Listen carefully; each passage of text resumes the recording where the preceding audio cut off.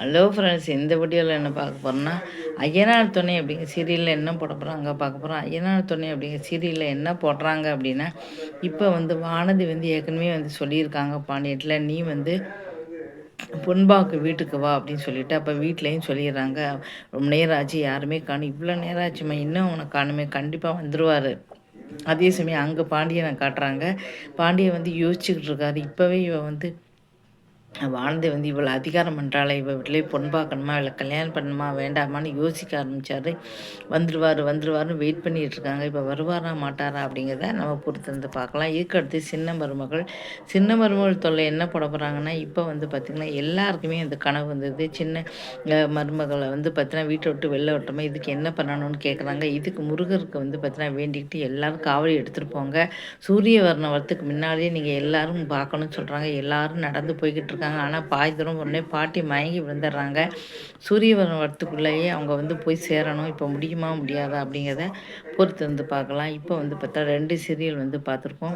இதுக்கு சக்திவேல் அப்படிங்கிற தொல்லை என்ன போட போகிறாங்க பார்க்குறோம். சக்திவேல் அப்படிங்கிற தொல்லை ஒரு வழியாக தாலி கட்டணும்னு சொல்லிட்டு இப்போ சுமங்கலி பூஜை நடக்குது. எல்லாரும் தாலி கட்டியிருக்காங்க.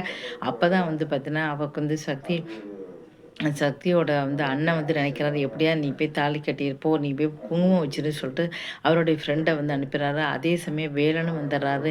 வேலன் ஓடியே தாலி எடுத்து சக்தி கழுத்தில் கட்டிடுறாரு. இதை பார்த்துட்டு சக்தி அப்படியே அதிர்ச்சி ஆகிறாங்க. ஏன் இப்போ தாலி கட்டினீங்க அப்படின்னு சொல்லிட்டு. இதுக்கப்புறம் என்ன நடக்க போகுது, அடுத்த வாரத்தோடு இந்த சீரியல் முடிய போகுது. இன்னும் ஒரு வாரம் தான் இருக்குது. இதுக்கப்புறம் என்ன நடக்க போகுது அப்படின்னு எல்லாருக்குமே தெரியும். வேலன் கூட சக்தி சேர்ந்துருவாங்க. உண்மையான குற்றவாளியை கண்டுபிடிக்க போகிறாங்க. ஈக்கடுத்து சிறகடிக்க ஆசை சீரியலில் என்ன போட போகிறாங்க பார்க்க போகிறோம். அந்த சீரியலில் வேணுனே விஜயா ஒரு சாமியாரை வீட்டுக்கு கூட்டிகிட்டு வராங்க. அவள் சொல்கிற மாதிரி சொல்கிறான், இந்த 2வது மருமகளை வீட்டை விட்டு அனுப்பினா தான் அந்த வீடு நல்லா இருக்கும், இல்லைன்னா உன் புருஷனுக்கு ஆபத்துன்னு சொல்கிறாங்க. அண்ணாமலைக்காக மறுபடியும் பார்த்தீங்கன்னா இந்த முத்துவை பிரிஞ்சு மீனா போகிறாங்களா இல்லையா அப்படிங்கிறத நம்ம பார்க்கலாம். ஏன்னா இது எல்லாமே அவங்களோட நாடகம் தான், எல்லாருக்குமே தெரியும். இதுக்கப்புறம் என்ன நடக்க போகுது அப்படிங்கிறத பார்க்கலாம். இதுக்கடுத்து மகளே மருமகளே அப்படி தொல்லை என்ன போட போகிறாங்க பார்க்க போகிறோம். மகளே மருமகளே அப்படிங்கிற தொடரில் பார்த்திங்கன்னா இப்போ துளசி அம்மா கிட்ட போய் சொல்கிறாங்க, இந்த மாதிரி புதுசாக அம்முன்னு ஊற்றி வந்துட்டான், எனக்கு என்ன செய்யணே தெரில ஆள்றாங்க, நீ கவலைப்படாதன்ட்டு நேராக போய் அவங்க அம்மா அங்கே நேர போகிறாங்க. அங்கே போய் அவள் கன்னத்தில் ஓங்கி அடிக்கிறாங்க. நீங்கள் இப்போ அன்பு கணத்தில் அடிக்கிறீங்கிறாங்க. ஏன்னா உண்மையான அன்பு இவ இல்லை, அது உங்களுக்கு எப்படி தெரியும், இவ தான் உண்மையான அன்பு இல்லை அப்படின்னு எனக்கு தெரியும் அப்படின்னு சொல்கிறாங்க.